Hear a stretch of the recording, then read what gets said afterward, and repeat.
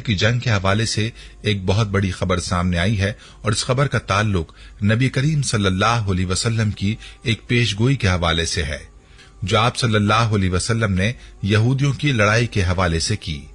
प्यारे भाइयों, ये पेशगोई गरकत के दरख्त के हवाले से है और ये बात सामने आ रही है कि इसराइल में गरकत के दरख्तों की तादाद में काफी इजाफा देखा गया है। आखिर इसराइल में इस दरख्त को कसीर तादाद में क्यों उगाया जा रहा है?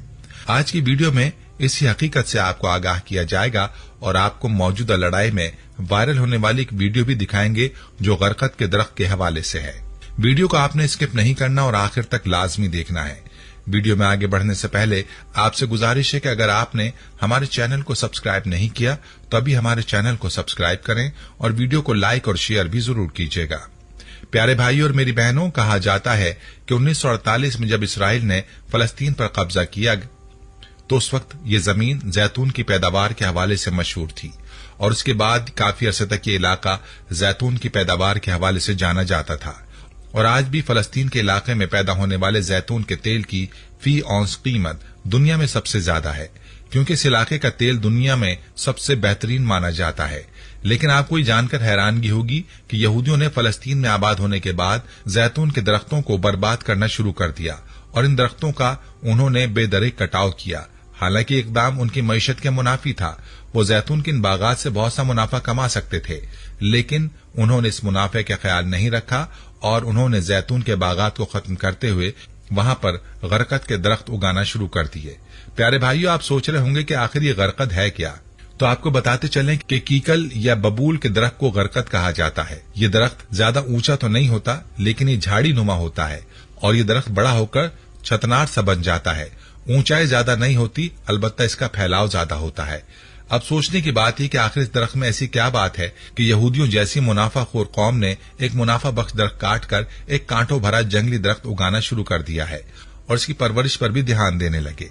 तो याद रहे कि इसके पीछे की जो वजह है वो है नबी करीम सल्लल्लाहु अलैहि वसल्लम की यह हदीस।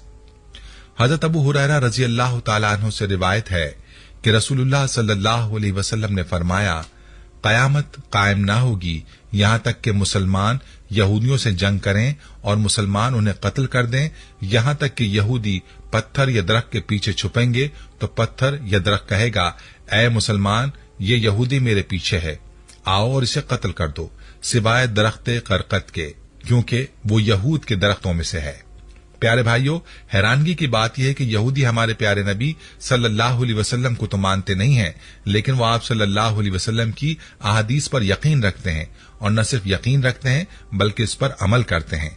दरअसल ये इनके फायदे की बात है, इसलिए वो हर चीज को बालाए ताक रखकर धड़ाधड़ गरकत के दरख्त लगा रहे हैं ताकि किसी भी कड़े वक्त में वो इस दरख्त के पीछे छुपकर खुद को बचा सकें। प्यारे भाइयों, हाल ही में एक वीडियो और तस्वीर सोशल मीडिया पर बहुत ज्यादा वायरल हो रही है, जिसमें देखा जा सकता है कि इसराइली फौजी यानी यहूदी गरकत के दरख्तों के पीछे छुप रहे हैं। ये तस्वीर इस बात की शाहिद है कि यहूदियों के दिलों में ये बात रासिख है कि दरख्त उनका दिफा कर सकता है। यहूदियों के इस इकदाम के बारे में आप क्या कहेंगे? कमेंट्स में आपने जरूर बताना है। प्यारे दोस्तों, जरा सोचिए कि यहूदियों ने हदीस मुबारक पढ़ने के बाद गरकत को अपना पासबान शजर करार दे रखा है और इसकी काश्त को अपने लिए नेमत समझ रहे हैं। यहूदी जानते हैं कि आकाए दो जहां हजरत मोहम्मद मुस्तफा सल्लल्लाहु अलैहि वसल्लम की जबान मुबारक से निकलने वाला हर लफ्ज सच्चा है और हर कीमत पर पूरा होने वाला है।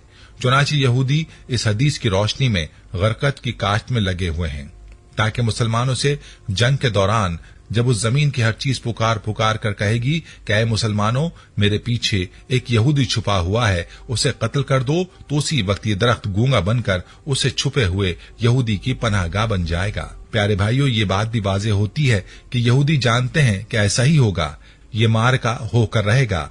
असल में दौरे हाजिर का सबसे बड़ा अलमिया ये है कि मुसलमान अपने ही दीन और किताब की तालीमात से नावाकिफ हैं। यही वजह है कि दीगर मजाहिब ने इन तालीमात की हक्कानियत को आजमाने के बाद इन्हीं का मुताला करके इन्हें कमजोर ईमान मुसलमानों के खिलाफ इस्तेमाल करने का सिलसिला शुरू कर रखा है। मालूम यह होता है कि मुसलमानों से ज्यादा गैर मुस्लिमों खुसूसन यहूदियों ने इस्लाम की तालीमात को पढ़ा है, गौर व फिक्र किया है और इन पेशन गोइयों पर ज्यादा अमल किया है जो इनके यानी यहूदियों के खिलाफ हैं। इसके बरक्स उन्होंने इस पर भी अमल शुरू कर दिया है जिसमें एक मुहिम उनकी गरकत के दरख्त लगाने की है। जिसकी काश्त के लिए पूरी दुनिया में इजलास मुनक्कद किए जाते हैं, इसके फवायद बताए जाते हैं। प्यारे भाइयों, सोचने की बात है कि यहूदियों को मुसलमानों से इतना डर है, और यही वजह है कि इस्राएली हुकूमत पिछले 40 सालों से गरकत की शजरकारी में मसरूफ है। एक अंदाजे के मुताबिक इसराइल में 2010 तक 24 करोड़ गरकत के दरख्त लगाए जा चुके हैं, और इसराइल में चलने वाली ट्रेनों के अतराफ तकरीबन 30 से 40 किलोमीटर तक पटरी के दाएं और बाएं जानिब सिर्फ गरकत के ही दरख्त लगे हैं, ताकि जब फलस्तीन की जानिब से कोई रॉकेट या बम दागा जाए तो वो इससे बच सकें।